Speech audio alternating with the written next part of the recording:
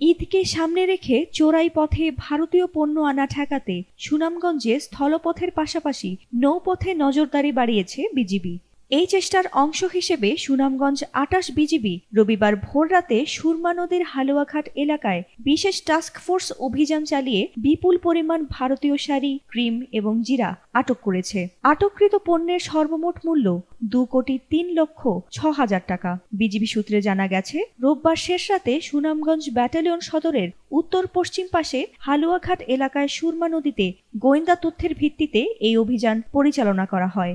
অভিযানে ১৭০০ পিস ভারতীয় বিভিন্ন প্রকারের উন্নত মানের শাড়ি, ৭,২০০ পিস ক্রিম এবং ১৮০ কেজি জিরা উদ্ধার করা হয়। অভিযানে সহকারী কমিশনার ও এক্সিকিউটিভ ম্যাজিস্ট্রেট মেহেদী হাসান হৃদয় এবং সুনামগঞ্জ ব্যাটালিয়ন ২৮ বিজিবি সহকারী পরিচালক মোহাম্মদ রফিকুল ইসলাম সহ ২০ জন বিজিবি সদস্য অংশগ্রহণ করেন।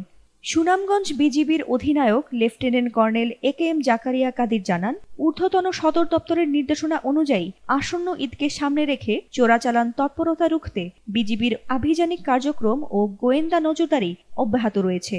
আটককৃত ভারতীয় শাড়ি, ক্রিম ও জিরা শুল্ক কার্যালয় সুনামগঞ্জে জমা করার কার্যক্রম প্রক্রিয়াধীন রয়েছে। আনুমানিক রাত ৩:৩০টার সময় আমরা হালুয়াঘাট এলাকাতে একটি টাস্কফোর্স অভিযান পরিচালনা করি। সেই টাস্কফোর্স অভিযানে আমরা আনুমানিক ২ কোটি টাকা মূল্যের ভারতীয় পণ্য জব্দ করতে সমর্থ হই। এই ভারতীয় অবৈধ পণ্যগুলা স্টিল বডি নৌকাতে করে নিয়ে যাচ্ছিল।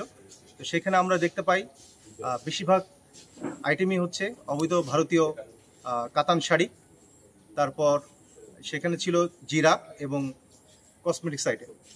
তো গত ৬ দিনে আমাদের ৩টি বড় বড় সিজার হয়েছে। গত ২৬ তারিখে প্রায় ১,১৫,০০,০০০ টাকার মূল্যের ভারতীয় অবৈধ পণ্য, ২৮ তারিখে প্রায় ১.৫ কোটি টাকা মূল্যের ভারতীয় অবৈধ পণ্য এবং গতকাল রাতের বেলা প্রায় ২ কোটি টাকা মূল্যের ভারতীয় অবৈধ পণ্য, যেগুলা ট্যাক্স ফাঁকি দিয়ে চোরাকারবারিরা নিয়ে যাচ্ছিল, সেখানে আমরা আটক করতে সমর্থ হয়েছি।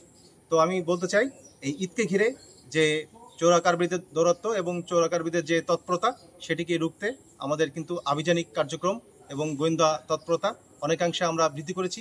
উপরন্তু আমরা বিভিন্ন বিওপিতে ম্যান পাওয়ার স্ট্রেংথ থেকে শুরু করে অ্যাক্টিভনেস অনেক বৃদ্ধি করা হয়েছে। তো সব কিছু মিলিয়ে এই যে ভারতীয় অবৈধ পণ্য যেগুলো ভারত থেকে বাংলাদেশের ট্যাক্স ফাঁকি দিয়ে, শুল্ক ফাঁকি দিয়ে আসে, সেগুলোকে আমরা আমাদের যে অ্যাক্টিভনেস, সেটির মাধ্যমে আমরা এটা প্রতিরোধ করে গড়ে তুলতে পারবো।